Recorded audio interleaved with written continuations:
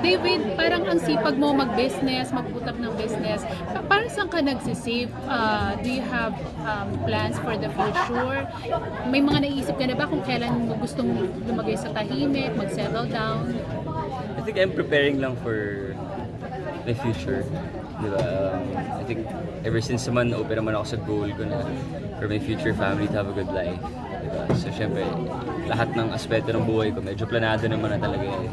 Diba? Alam ko kung ano yung gagawin ko this year, yung gagawin ko next year. Pero syempre, if may mga ibang opportunities, willing naman ako to adjust. Pero as of now, alam ko kung ano yung gagawin ko in the next 5 years and adjust na lang accordingly. May time ka ba for dating? Syempre naman, lahat naman tayo, kayo ba? Wala. Open ka naman ngayon, David, no? Yung sa relationship mo ngayon. Kasi may nachichismis na, di ba? Palagi Mga na link. nakikita. Yung Ali ba yun? Alex. Si Alexa, athlete. Palagi ka nakikita sa Siargao. Okay? Ay, hindi ka aware? Na totoo. Kasi merong mga ganon. Meron ba? Naispatan kayo doon sa isang gym and then palagi. Talaga?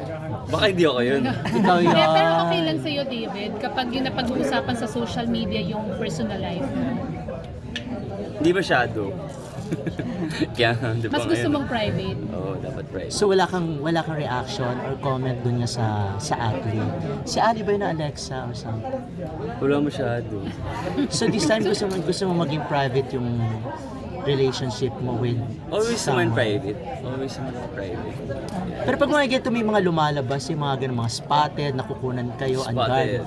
unguarded, so Oo nga. hindi ba to parang, hindi ba nakaka-off to sa'yo? Nakikita mo ba yung online? Minsan, send sa akin yung mga friends ko. Pero, Ano yung ganon? wala, I mean, wala naman.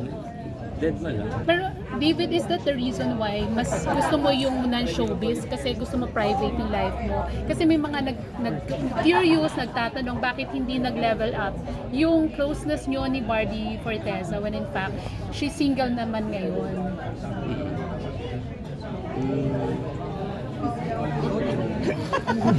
Kaya mo yan, David. Sabi ko na eh.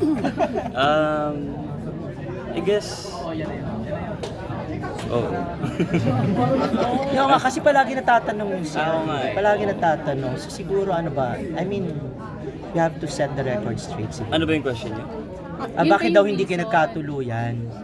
Ako Ni ba Barbie, yun daw Hindi bang nag-level reason? up. Kasi nga dahil ayaw mo ng showbiz girlfriend. Mas gusto mo na Hindi naman. non-showbiz. Hindi naman dahil sa kahit anong bagay. Ano lang talaga. Hindi mo pa priority. Walang connection, walang ano, parang ganon. Professionalism lang talaga. We're great friends. Tropa na.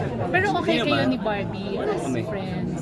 Kasi parang there was a time na na-issue na parang nagkaroon kayo ng tampuhan, hindi kayo nagpansinan sa isang event. Kailan yun? Tumatanda. Last year, parang launching ng resto ni Alden. Sa McDo. Hindi naman, nagpansinan naman kami. Nagpansinan naman kami. I think, ano lang, nahiya lang ako kasi na-late ako nun. Nahiya lang ako, kaya hindi ako nakapag-ay masyado.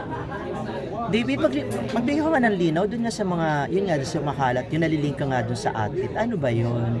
Friends lang ba kayo or parang... I like your earrings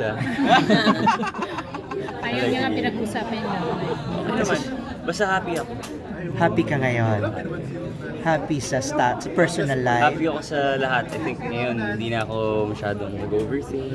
Dati medyo overthinker ako.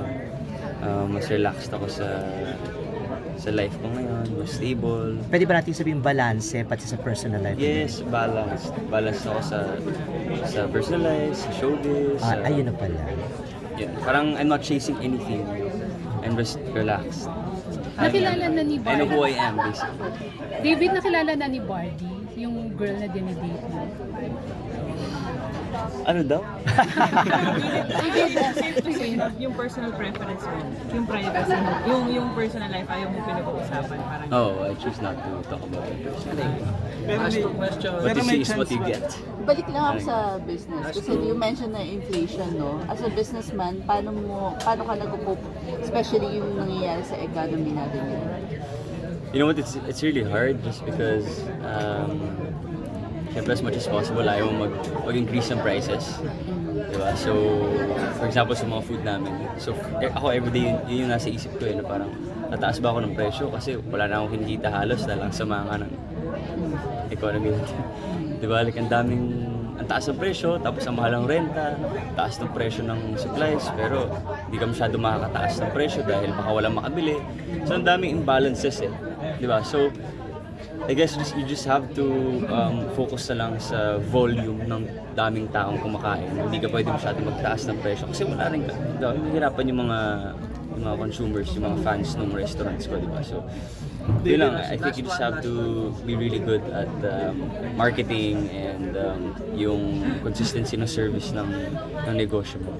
David, last on me, tawag dito, wala na bang chance na bumalik yung Barda?